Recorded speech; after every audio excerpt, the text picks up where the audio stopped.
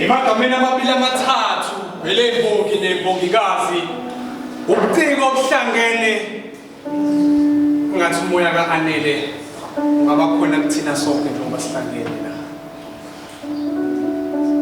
Hey bafowethu, ngizalo umama usebenza ematafuleni ngathi unyaka wesi-29 esitafuleni.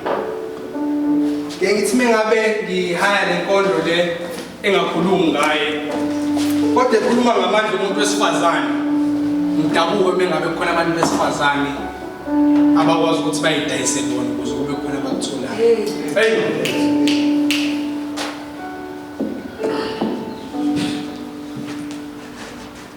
amazwi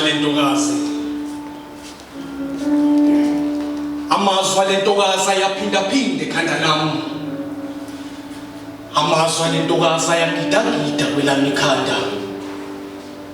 Ithi intokazi, ngikhulise ekhaya enemfudumalo, ngikhulise ekhaya enenhlonipho kanye nemfudumalo.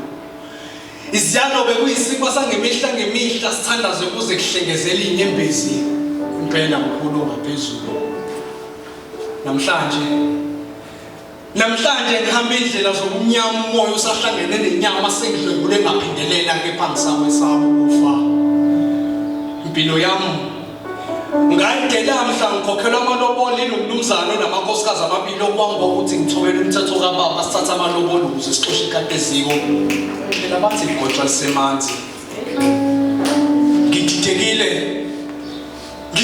ikhanda ngiphithele nomama bagcwele indlu bathi angisagqoki ibhuluke nesigqeba ke ngithathe nali ithali ngihloniphise ngoba sengizoba unkosikazi womuntu.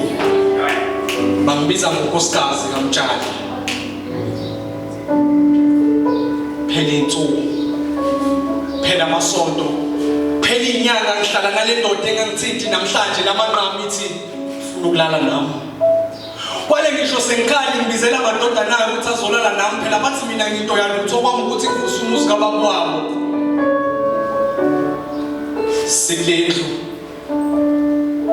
Sidlendlu kumnyama namadoda abhisa shitana kwesami isifuba phefumela kweyami endlebeni. Sidlendlu kumnyama namadoda abhisa phefumela kwesami isifuba shitana kweyami endlebeni. Amazwi alamadoda athi ayikho into yamahala. Mina okwami ukuthi ngivuse umuzi wababa wabo ngoba phela bona bangilobola. Emagameni amabili amathathu imbongi nembongikazi ubuciko obuhlangene Tsembo imbongi yamahluka amakaduzela sangona.